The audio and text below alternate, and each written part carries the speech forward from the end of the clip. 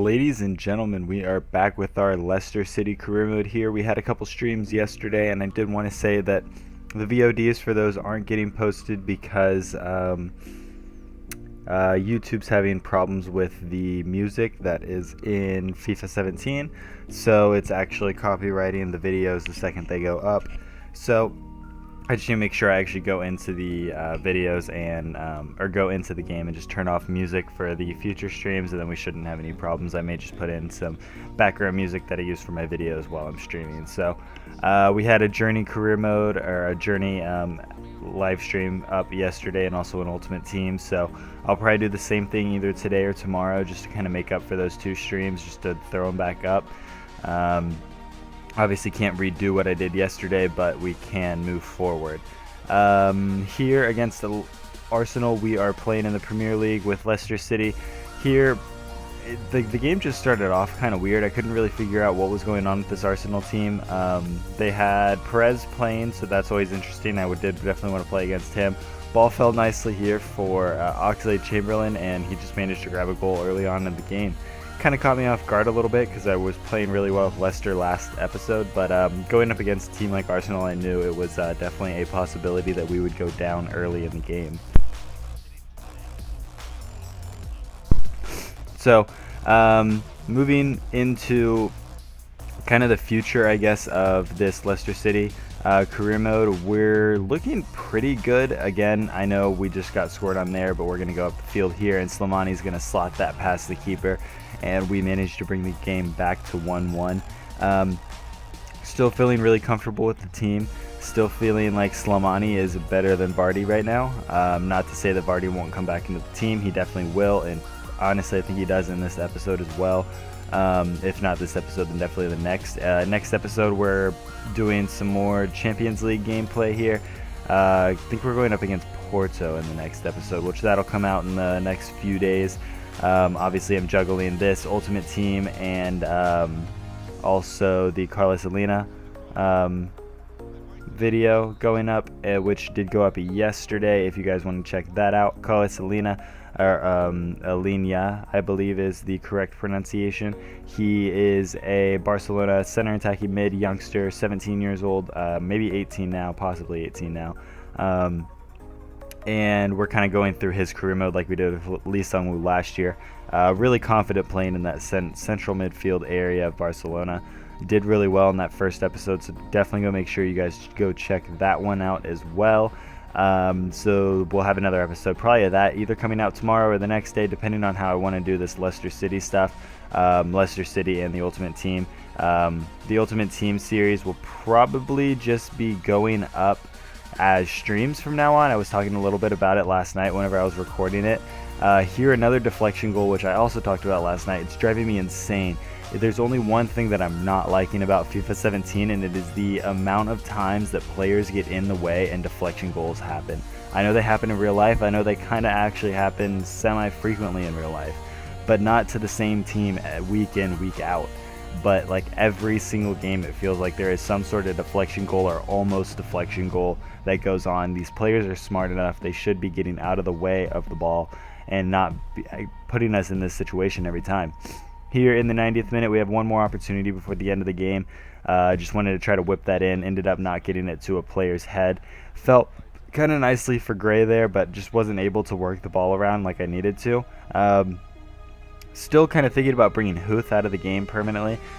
He's a solid central defender, but he's just not fast enough, which is kind of the big problem with a lot of the Leicester defenders, and which is why I'm actually using less higher rated defenders, because they're a little bit faster and honestly better. Here we're going up against Swansea City. I wanted to show you guys kind of the changes that I've been making to the team. We're putting Albrighton at center mid and then bringing in Gray. I just wanted to make sure that I'm actually playing the players that are in form right now. Obviously that's kind of odd to say whenever I am putting Gray out on the left, but I'm more comfortable with somebody with that little bit more pace on the left side. So Gray and Musa have done really well in that position for us. Here against Swansea City, not too much was going on in this game, especially in that first half. There were a few chances here and there, but the keeper, Fabianski, was able to kind of hold it down for us as well as possible. And it just kind of kept us in a stalemate for a really long time. So we ended up just trying to work the ball around any way we could, but I just couldn't figure out if crossing was going to be the best way to attack here, which if it was, then I needed to take Slimani out and bring Vardy in. It was probably the best case scenario. But honestly, I think we just needed to work the ball around the edge of the box any way we could and just try to work it past the keeper kind of in like a passing manner, or just to take like a home run shot and just hope for the best, which we end up kind of doing closer to the end of the game just because I kind of got tired of with this stalemate. But Gray's been playing really well on that left side. I'm really enjoying having him on the opposite side of Mahrez. He brings a different aspect to the team that is really interesting, and it makes it a lot more advanced of an attacking front with Mahrez on one side and Gray on the other. Mahrez obviously not the fastest player on the team, but he's definitely got enough pace and enough skill to get past a lot of players in most teams. The possession was fairly consistent between the two teams throughout the game. Here we had a few corner opportunities. I just wanted to show you this because this is kind of how this game was going. We had a lot of opportunities to score, and Fabianski was just coming up with amazing saves. Keepers are definitely a lot better this year. They definitely still have their moments where they're not all that great, especially with deflections, but what can you expect? It's something that needs to change with deflections and not with the keepers. Here, one more opportunity just ended up not going our way, and it ends up going to a goal kick. So it is what it is. It could have definitely been better. Here in the 90th minute, I just got this ball out to Ahmed Musa, and they gave me so much space, and like I said, I was just kind of tired of waiting for the right moment. I just kind of took the shot and ended up making probably the best goal that I've scored in FIFA 17. Ended up getting a trophy for it because of a threaded through pass, which wasn't threaded at all, but it is what it is. Ended up just shooting that, finessing it as much as I could, and the ball just kind of sat in the air for a minute. It wasn't curling, it wasn't doing anything, and then at the last second it just kind of curled, hit that upper 90 corner, bounced into the net, and Fabianski had no way in saving that. I mean, it's literally the perfect goal. So, you know, if nothing's working for you against some of these teams, just finesse the ball from open space outside of the box and just see what happens. Finessing is definitely the way to finish this year. I know they included the triple tap circle, or a B if you're trying to shoot, for kind of to avoid the keeper, but I've noticed that it's not as strong as it was in like FIFA 12, I think it was FIFA 12 or FIFA 13. There was an option to triple tap the shoot button, and it would go into one of the bottom corners. This year it's supposed to be more of like it's you kind of aim it to one of the corners. I think I need to go into semi-shooting. I was talking about this last night as well. My finishing's not as good as it was last year, and last year I played on semi-shooting. I just am not confident enough with the controls this year yet to actually start messing with things. So I think I'm actually going to go ahead and switch that over to semi, maybe today or tomorrow. Probably not in any of the series, but just kind of maybe in the Ultimate Team series, just to kind of switch things up. Over there, I'm doing squad building challenges and whatnot, just kind of playing with the teams that I'm squad building and then going ahead and putting them off and then trying to just get packs from it and doing what we can. I think today I'm going to do that Chilean squad to get the draft token and go back into the draft, because I did lose it in the first round last night to a team that I definitely should not have lost to.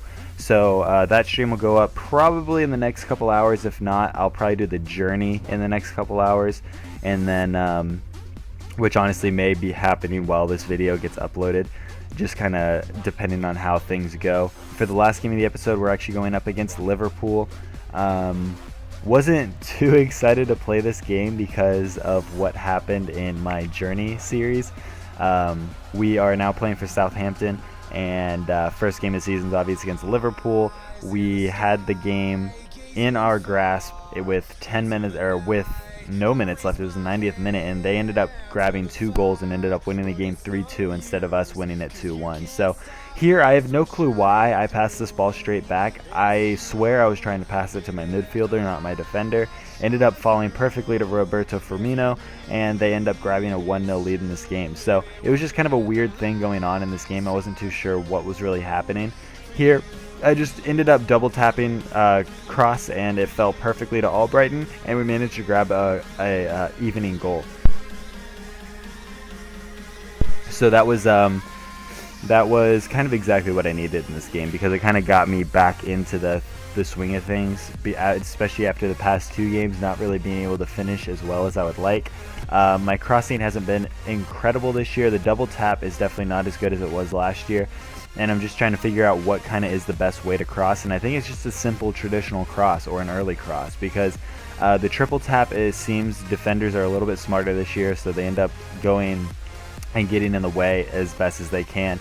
Here we actually managed to grab a second go-ahead goal to take the lead in this game with Slimani. So like I said, Slimani's just doing incredible for us. He gets himself in positions that are just really good, and not to say Vardy can't, but with Slimani in the form that he's in, it's really hard to bring Vardy into the squad.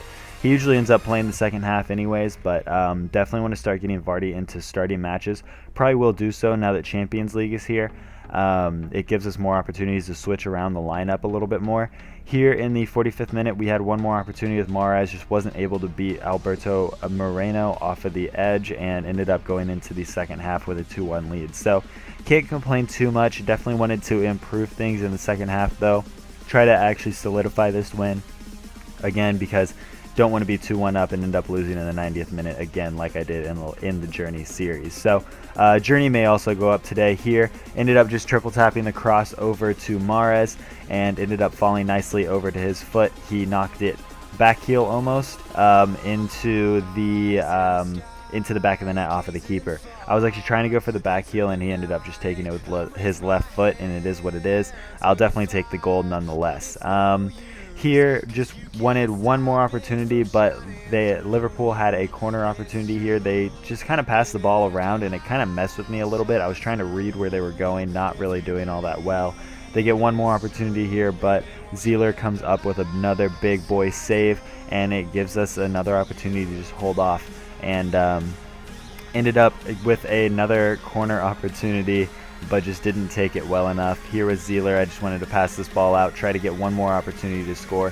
Ended up getting tackled in the box, or outside of the box, but it ended up being a foul regardless. Robert Huth, you see that injury sign next to him. He actually sprained his ankle in this game, and he's going to be out, I believe, for 2 weeks, but he played through the entire game, which was impressive in itself. But I just didn't have another center back I was willing to put out there, so I just kind of forced him to play.